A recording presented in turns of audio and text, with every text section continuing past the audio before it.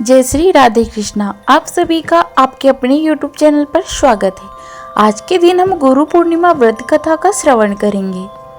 गुरु ही वह दीपक है जो अंधकार में भी राह दिखाते हैं। उनके चरणों में बैठकर ही जीवन के अर्थ समझ आते हैं। आप सभी को गुरु पूर्णिमा की हार्दिक शुभकामनाएं। हिंदू धर्म में गुरु पूर्णिमा का अत्यंत पावन महत्व है। यह दिन आषाढ़ महीने की पूर्णिमा को आता है और इसी दिन महर्षि वेदव्यास जी का जन्म हुआ था, जिन्हें भगवान विष्णु का अंश माना गया है। यही कारण है कि इसे आषाढ़ी पूर्णिमा भी कहा जाता है। हमारे धर्म में गुरु को देवताओं से भी ऊंचा स्थान प्राप्त है। इस दिन हम महर्षि वेदव्यास जी की पूजा कर अपने गुरुजनों का आशीर्वाद लेते हैं। आज इस विशेष अवसर पर आइए सुनते हैं 3 ऐसी प्रेरक पौराणिक कथाएं जो गुरु भक्ति की अमर मिसाल है। पहली कथा, महर्षि वेदव्यास प्रथम गुरु की कथा। महर्षि वेदव्यास जी का जन्म माता सत्यवती और पिता ऋषि पराशर के घर हुआ था। वे बचपन से ही आध्यात्मिक ज्ञान के प्रति अत्यधिक रुचिशील थे। एक दिन उन्होंने अपने माता पिता से प्रभु के दर्शन की इच्छा प्रकट की और वन में तपस्या करने की अनुमति मांगी। माता सत्यवती ने पहले तो मना कर दिया, परंतु पुत्र की लगन देखकर अनुमति दे दी। जाते समय उन्होंने कहा, जब तुम्हें घर की याद आए तो लौट आना। वेदव्यास जी वन में चले गए और कठिन तपस्या करने लगे। उनकी तपस्या से प्रसन्न होकर प्रभु ने उन्हें संस्कृत भाषा का गहन ज्ञान प्रदान किया। इसके बाद उन्होंने वेद, महाभारत, 18 महापुराण और ब्रह्मसूत्रों की रचना की। वेदों के प्रचार और ज्ञान के विस्तार के कारण उन्हें प्रथम गुरु का स्थान प्राप्त हुआ। इसीलिए हम आज गुरु पूर्णिमा के दिन उन्हें श्रद्धा से स्मरण करते हैं। चलिए अब हम दूसरी कथा श्रवण करते हैं। दूसरी कथा, अरुण की गुरु भक्ति।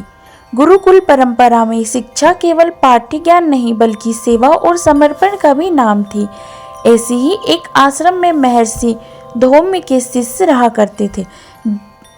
एक बार जब वर्षा अत्यंत तेज हो रही थी, तब आश्रम के खेतों के बांध टूटने की आशंका उत्पन्न हुई। महर्षि धौम्य चिंतित हो उठे, कहीं पानी बहकर फसल बर्बाद न हो जाए। उस समय शिष्य अरुण ने गुरु से आज्ञा ली और खेतों की स्थिति देखने निकल पड़ा। उसने देखा कि एक बांध टूट चुकी है और पानी बहता जा रहा है। उसने 3 और की मरम्मत कर दी, पर एक बांध इतनी कमजोर थी कि बार बार मिट्टी बह जाती थी। आखिरकार अरुण ने स्वयं उस बांध पर लेटकर पानी को रोक दिया।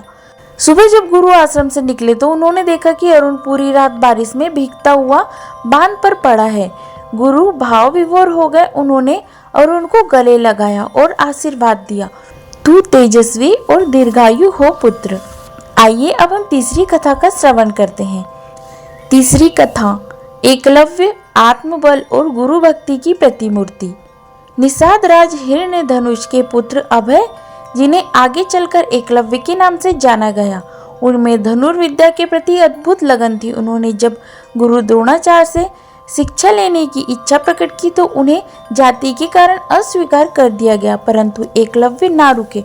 उन्होंने वन में ही द्रोणाचार्य की मूर्ति बनाई और उन्हें मानसिक गुरु मानकर अभ्यास आरंभ किया। एक दिन जब गुरु द्रोणाचार्य अपने शिष्य के साथ वन में आए तो उन्होंने देखा कि एक कुत्ते के मुंह में बाण भरे हुए हैं, बिना उसे चोट पहुंचाए। यह बाण एकलव्य के थे। जब वे उसके पास पहुंचे तो यह जानकर चकित रह गए कि वह केवल मूर्ति की उपासना करके ही धनुर्विद्या में पारंगत हो गया है। गुरु द्रोणाचार्य ने उनसे गुरु दक्षिणा मांगी, दायां अंगूठा। एकलव्य ने बिना एक क्षण गंवाए वह अंगूठा गुरु को समर्पित कर दिया। गुरु द्रोण ने उसे आशीर्वाद दिया, जब जब इतिहास में गुरु भक्ति की बात होगी तब तब तुम्हारा नाम सबसे पहले लिया जाएगा। गुरु केवल हमें शिक्षा ही नहीं देते बल्कि हमें जीवन जीने की दिशा दिखाते हैं। वेदव्यास जी की विद्या, अरुण की सेवा और एकलव्य की निष्ठा, यह तीनों कथाएं हमें यह सिखाती है कि गुरु के बिना जीवन अधूरा है। अगर आपको यह पावन कथाएं अच्छी लगी हो तो कृपया इस वीडियो को लाइक करें और इसे अपने मित्रों एवं परिवार तक अवश्य शेयर करें। और हाँ, ऐसी ही प्रेरणादायक कथाओं के लिए हमारे चैनल को सब्सक्राइब करें। जय श्री राधे कृष्णा। धन्यवाद।